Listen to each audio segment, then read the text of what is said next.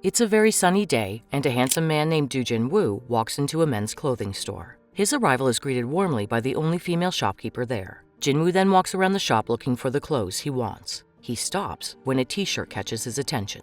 The shopkeeper immediately tries to convince Jin-woo that it is a good item and that it is in great demand. In response, Jin-woo says that the price is too high and attempts to leave. However, the shopkeeper holds him back, saying that since he's handsome, she will give him a discount. She also lets him know that it is the last piece on display. Without saying anything, Jin-woo strokes the woman's hair, then tucks it behind her ear. For a few seconds, he closes his eyes as if there was something he could feel. When he opens his eyes again, he smiles amusingly and says that a beautiful woman like her shouldn't lie. He tells her that she lied about having the last piece in stock. The woman is stunned, not understanding how Jin-woo could know that. Before leaving, Jin-woo asks her to be careful with her hands, as she could get hurt. Later, the shopkeeper's finger gets cut by a sharp object when she is folding the clothes. Jin-woo then walks alone in the middle of a crowd. All the women who see him are immediately stunned by his handsome and charming face. He then tells us that he has a very unique ability. Jin-woo has the psychic ability to see someone's near future if he touches them, but it has to be skin-to-skin contact. Shaking hands with someone wearing gloves won't work.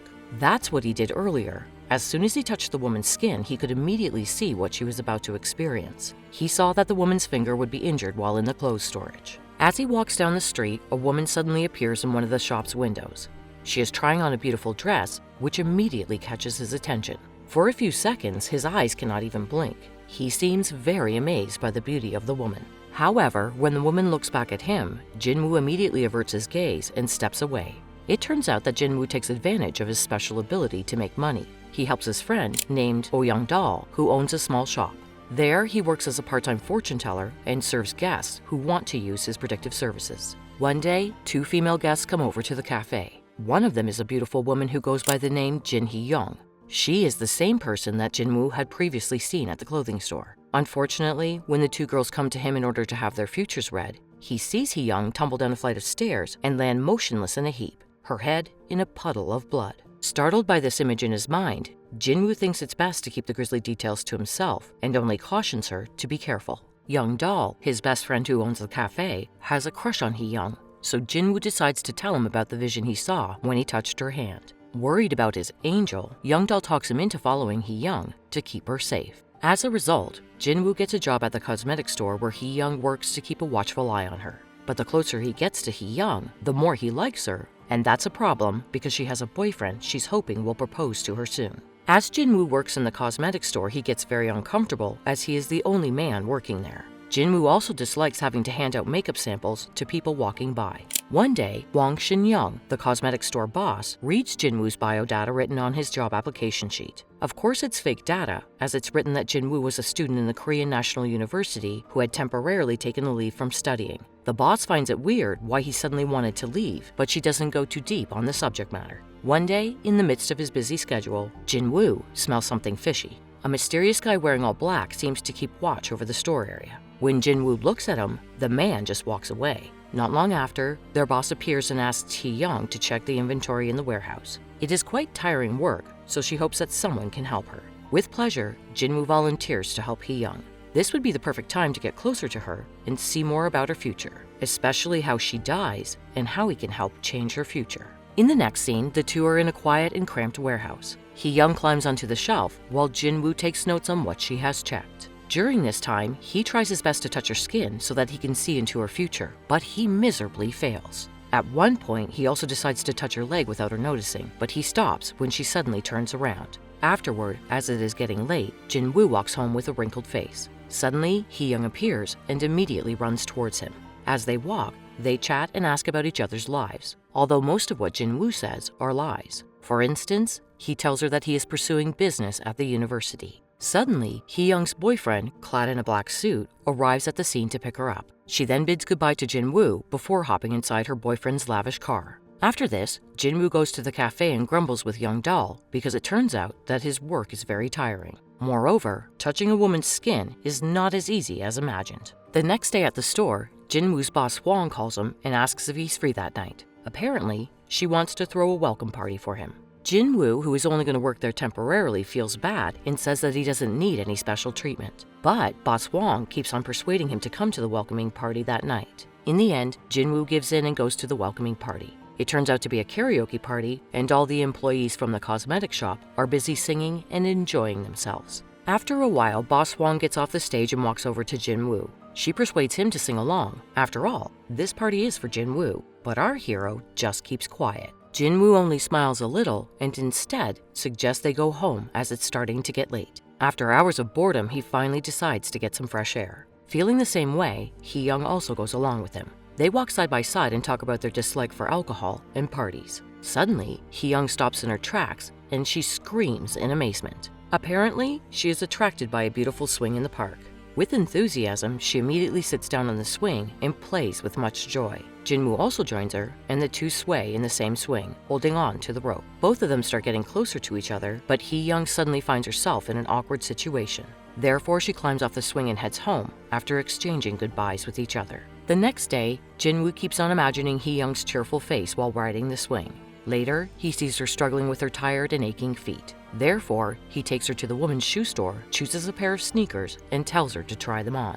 The shoes fit perfectly, therefore without hesitation, Jin-woo immediately buys them for Hee-young. He suggests she wears sneakers instead of heels. Hee-young wants to pay with her own money, but Jin-woo refuses and says that this is a gift for her. After work, he gets on the same bus as Hee-young. He then sits right next to her. Hee-young is surprised as she didn't expect Jin-woo to take the same route as her because she never met him on the bus. After chatting for a while, our heroine falls asleep on Jin-woo's shoulders. While he subconsciously touches her, he feels something strange. In seconds, he once again sees a vision of Hee-young dying. This time, however, there is new information. He sees someone approaching Hee-young who is already lying in the pool of blood. He later shares this information with Young Doll, telling him that someone wants to hurt Hee-young. But Jin-woo is confused. He doesn't know exactly where the location of the accident will occur. Because of this, Young Doll asks him to keep an eye on Hee-young until she returns to her home after work. The following day at work, Boss Hwang comes over to Jin-woo and asks for his help in fixing her broken laptop.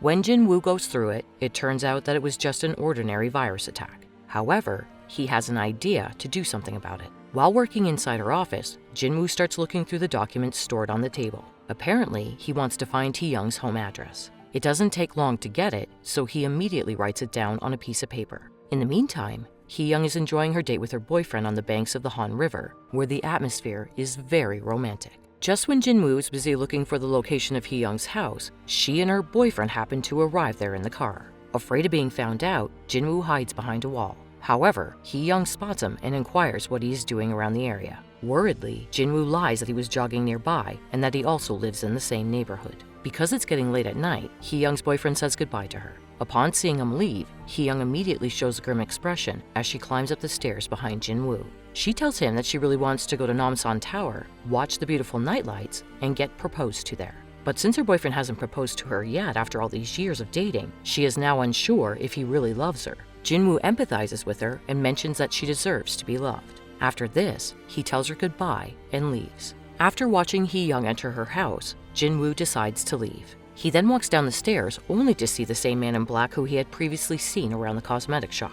He tries to confront the man to ask why he's following Hee-young. However, the man immediately invites Jin-woo to fight. During this time, our hero touches the bad guy, enabling him to see the near future. Apparently, the man in black will drag a woman who looks similar to Hee-young. Unfortunately, Jin-woo doesn't see everything because he falls down after being punched in the stomach by the man. As foreseen, Jin-woo doesn't find Hee-young at the store the following day. He asks the other colleagues and learns that she went to confront a guy who had been stalking her for a while now. Jin-woo rushes out of the store and phones her, suggesting that she not climb the stairs at the park. This is because he had foreseen her rolling down the stairs and lying in a pool of blood. In the next scene, Hee-young is approached by the same mysterious guy in black, but before he can do anything bad to her, our hero jumps in to save the day. They exchange fists, and the man strikes exactly the same spot as before, causing Jin-woo to whimper in pain until he lies limp. Suddenly, police sirens are heard in the distance, prompting the man to run away. At this moment, Hee-young's boyfriend appears at the scene and goes after the bad guy.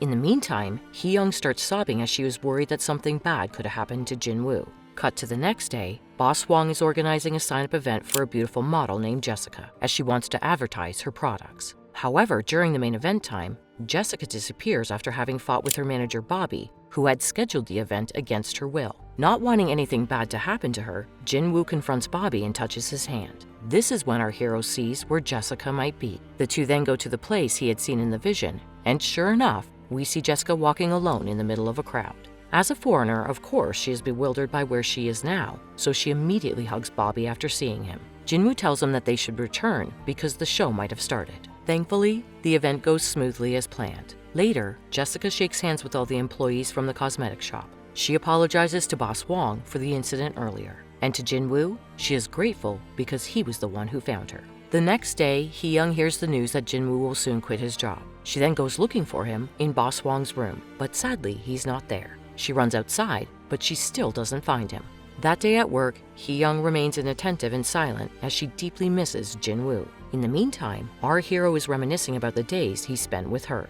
Coincidentally, one day, our pair bumps into each other at Namsan Tower, which is Hee-young's favorite place. They catch up on life, and Jin-woo continues to lie about him studying business. He then tells her that they should pretend to be a couple since they are in such a romantic place. Hee-young awkwardly agrees on the condition that they will be doing this for only a day. The pair then spends the day playing games, eating together, and even watching the beautiful lights at the tower. Jin-woo is captivated by her beauty, so he deliberately kisses her on the lips. Hee-young steps back and tells him that it's time to go home. Before parting ways, Jin-woo touches her face and once again sees a vision. Much to his surprise, he sees the same vision where she rolls down the stairs and lies in a pool of blood, dead. Understandably, he is freaked out. The next day, he tells the mysterious guy from before, only to find out that he has some connection with Hee-young's boyfriend. Another day, the mysterious guy is seen getting a suspicious parcel, and as he crosses the road, a vehicle suddenly runs him over, killing him on the spot. Convinced that it has something to do with Hee-young's boyfriend Kim, Jin-woo starts following him. Our hero then sees him going on a date with another woman, who is an insurance agent. Later, he confronts the woman about her connection with Hee-young's boyfriend. She tells him that they only have a business relationship, as Hee-young's boyfriend is her big client. Next, the insurance woman talks about Jin-woo's surprise visit to Hee-young's boyfriend Kim. Enraged, the latter confronts our hero, lashing out at him for tailing him behind his back. In return, Jin-woo intimidates him by saying that he likes Hee-young and he won't back down until he can keep her safe. Hearing this, Kim unleashes a blow on him, and during this time, our hero manages to see a vision. In this vision, Hee-young's boyfriend is cheating on her with the same insurance woman from earlier. Having learned this, our hero just waits for the right time to destroy Kim. Jin-woo then takes help from Young Doll for an investigation of both Kim and the insurance woman. They learn that the woman was behind the mysterious man's death. It turns out they were initially partners involved in insurance fraud, but when they eventually had a fallout, she killed him by running over him in the street. Additionally, Hee-young had always been complaining that her boyfriend hadn't proposed to her, so they theorized that perhaps she had taken out an insurance plan and kept her boyfriend as the beneficiary. Now that Kim and the insurance woman are seen in the picture together, they might be planning to kill Hee-young so that they can claim the amount after her death. What's more is that it was Kim who had hired the mysterious man to go after Hee-young. To confirm that Hee-young's boyfriend is her beneficiary, Jin-woo and Young Doll talk about this with their colleague. She mentions that Hee-young did buy life insurance and put her boyfriend as the beneficiary as she didn't have any family. Realizing that Kim could have plans to kill Hee-young any time now, they rush to find her. Unfortunately, she is nowhere to be seen. Jin-woo then thinks back to his vision and remembers that the murder will take place in front of Namsan Tower. As a result, he hurriedly hops inside a cab. In the meantime, Kim is putting on a show for her, pretending to be the best boyfriend in the world. In a flashback, we see what he and the insurance woman had planned. According to their plan, Kim will propose to Hee-young, and when she accepts it, his beneficiary will become valid by engagement. He will then get her excessively drunk, push her down the stairs, and make it look like an accident. By the time she is dead, they will claim the insurance money worth $1 billion. Back in the present, Kim manages to get Hee-young drunk and takes her to Namsan Tower. But since she is confused about her feelings, she doesn't accept his proposal. This clearly brings out the evil in him. Kim then starts telling the truth that he never loved her and he is only doing this to claim the insurance money. Hearing all this, Hee-young is frightened to death. Thankfully, Jin-woo arrives just in time to punch the guy in the face. However, the evil boyfriend pushes Hee-young, so Jin-woo steps in to save her. During this process, he is the one who gets rolled down the stairs, his head covered in blood. Witnessing the horrific sight, Hee-young rushes to him and starts crying for help. Thankfully and surprisingly, our hero doesn't have any serious injuries, but is admitted to the hospital for a couple of weeks. Hee-young visits him every day, and it is evident that they are in love with each other after all they went through together. The series ends with our lovely couple exchanging a kiss, while it is also revealed that Kim and his partner in crime, the insurance woman, were caught and sent to jail for fraud.